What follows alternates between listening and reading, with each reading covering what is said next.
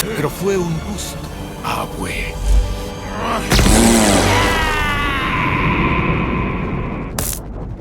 Una pregunta, de erizo a erizo, ¿quién te pinta las púas?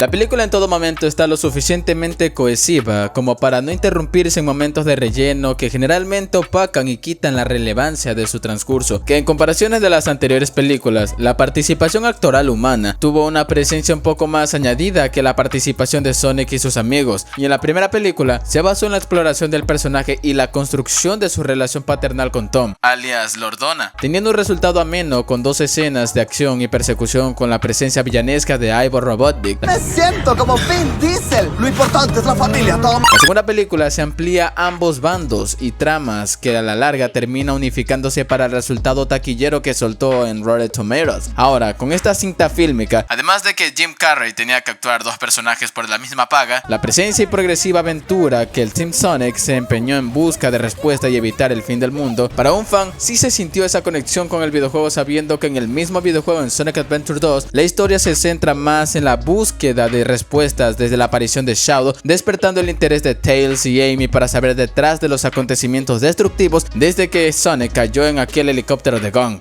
La película toma esa premisa y la adapta de manera que se sienta natural dentro de su propio universo cinematográfico, permitiendo que la narrativa fluya sin sentirse forzada. De la misma forma, todos sabemos que Sonic Adventure 2, siendo el videojuego por excelencia para los infantes que tuvieron una Dreamcast, es una obra con bastantes agujeros de guión en su historia original, que fue inteligente que no se haya tomado la decisión de no copiar al pie de la letra la historia del juego cuando se analiza ciertas partes de la historia. La contradicción en las decisiones de personajes secundarios que jugaron un rol importante al final del juego, o como la naturaleza del oficial que pone en descubierto su ineptitud, dejando a ambos equipos que se eligen para que sean el foco de atención. De modo que, a partir de esa misma inspiración, tomaron lo que funciona para concatenarlo a una historia que funciona a pesar de que tenga fallos en su guión, aunque de manera ínfima. Se logra una historia que respeta la esencia del material original sin caer en la adaptación rígida o carente de personalidad propia. ¿Mi abuelo? ¿Pero cómo? ¿Y por qué? ¿Y quién fue la que se animó?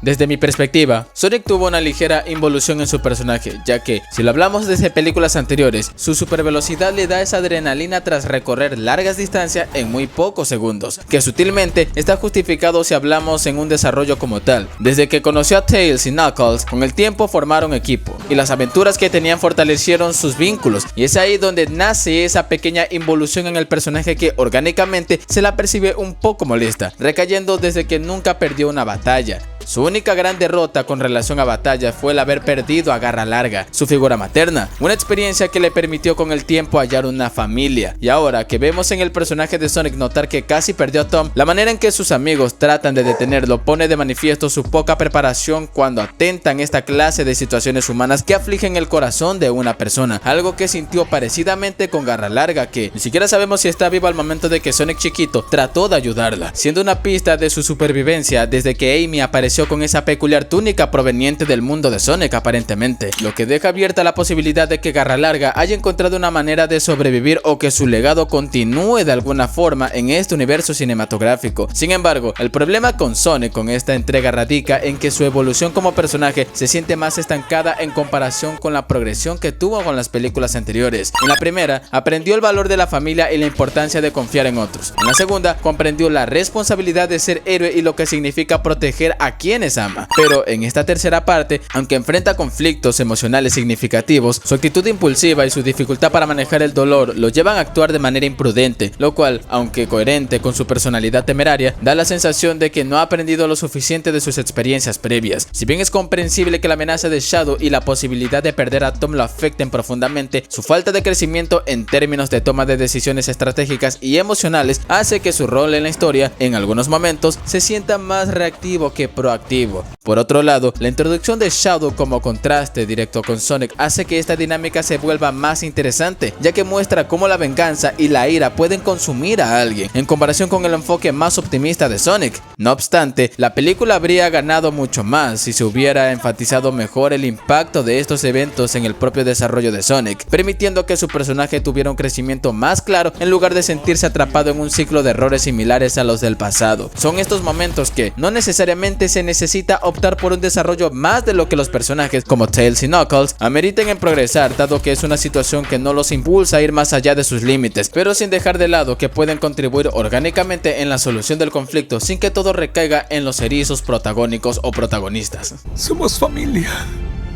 Ahora nos tenemos. No, Aibo. No eres María. Si hablamos de escenas emocionales, la que más destaca es la de la primera interacción que Shadow tuvo con María. Se da la oportunidad de tomarse un respiro tras la moderada velocidad progresiva y cohesiva de la cinta con la finalidad de entender al personaje de Shadow, independientemente si se es un fan de la franquicia o no, logrando amenamente captar la esencia del personaje que trataron de capturar como se mostró en el juego, sabiendo que en él los recuerdos que tuvo con ella eran falsos, siendo víctima de la manipulación de Gerald de ese entonces. Digo ameno porque la respuesta que le dio María a Shadow en ese momento emocional y al mismo tiempo que amerita una respuesta emocional a la crisis de Shadow, se siente muy quemada con relación a la cuestión de la existencia misma de Shadow. Sí sé que es una niña, pero vamos, estamos hablando de la nieta de Gerald Robotnik, uno de los científicos más célebres y prestigiosos de Gon y de su época, abuelo incluso de Aibo, quien también terminó trabajando para el gobierno. Es curioso, porque algo similar pasó en la escena inicial de la segunda película, Sonic mostrándose quejumbroso e irresponsable por cómo destruyó una manzana por intentar detener un crimen cuyo diálogo lo tenía con Tom, a lo que este le da un sabio consejo con el afán de encaminarlo benignamente en una senda que lo induzca a usar sus poderes para un bien mayor, un tema que hablaremos más adelante, pero que en este caso, con María y Shadow, la ejecución no termina de sentirse tan impactante como debería. La conversación entre ambos personajes tenía el potencial de ser un momento crucial en la película, ya que este establecía la raíz emocional del conflicto de Shadow, pero la manera en que María expresa su fe en él se siente demasiado simplificada para el peso que debería tener en la trama. No se trata de que sus palabras sean incorrectas, sino que la escena pudo haberse desarrollado con mayor profundidad, explorando no solo la perspectiva infantil e idealista de María, sino también la desesperación de Shadow por encontrar un propósito en medio de la tragedia que se avecinaba. Este es un punto clave en la historia de la película, ya que el mensaje que busca transmitir con Shadow pierde algo de su fuerza al no ahondar lo suficiente en su dilema moral. No obstante, esto no significa que la escena sea mala, simplemente que pudo haber sido una oportunidad para profundizar aún más en la complejidad del personaje, algo que, de haberse manejado con más matices, habría elevado aún más el peso emocional de su conflicto. Una cosa sí supo plasmar e integrar la película en todo su transcurso: las referencias y el fanservice. Siempre ha habido ese dilema con relación a cómo el fanservice cargada de referencias suele diluir la narrativa principal de una película o serie en lo particular. Aunque Sonic 3 no sea una película que digas ¡qué bárbaro, qué bruto, la mejor joya que pude haber visto!, el intentar de artes que funcionen la cohesión de narrativa de la película oportuna y de forma orgánica se plasman tales. Y sí, al tratarse de una película basada de una franquicia de videojuegos que a día de hoy vende como pan caliente, es comprensible que opten por estas referencias para saciar esa necesidad dopaminérgica en todo fan, para encajarla en sus expectativas. Aunque seamos francos, el tráiler prácticamente contó toda la película. Francamente, estas referencias mismas no afectan a la película como tal, no invitan a escudriñar mucho sobre la presencia de un elemento que ha estado siempre en la franquicia sin que se sienta esa complejidad que desconecta al espectador del contexto que están presenciando. Y la verdad, no soy tan fan del erizo, que bien pude comprender lo que la peli en sí trataba de contar a lo largo de los minutos. Es más, es gracias a la película misma que muchos llegaron a sentir interés en conocer los juegos actuales del erizo por aumentar el tamaño de su marca y presencia, obviamente, en comparación de los últimos años, lo cual, desde una perspectiva comercial, es un acierto rotundo.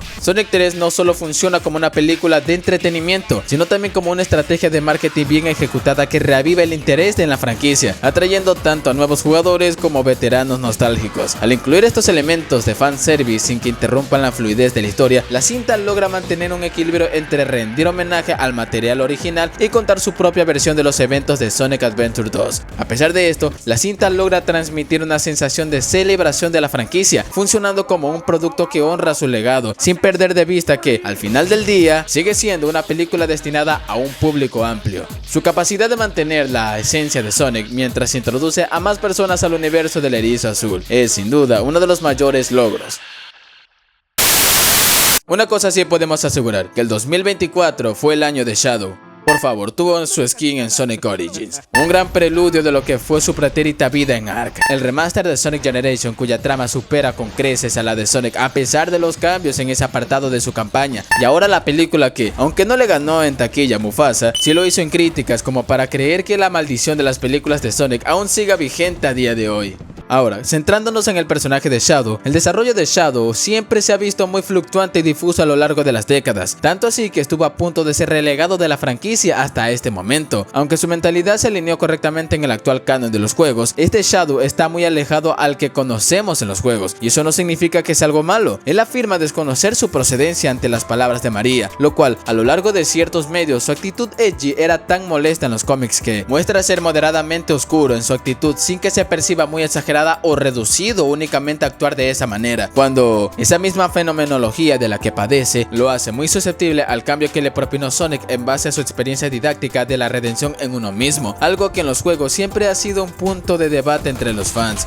La película logra encapsular esta dualidad de Shadow sin caer en la exageración ni en la trivialización de su carácter. Aquí no es simplemente el edgy por ser edgy, que muchos productos de la franquicia han explotado en exceso, sino un personaje con una motivación clara y un conflicto interno bien construido.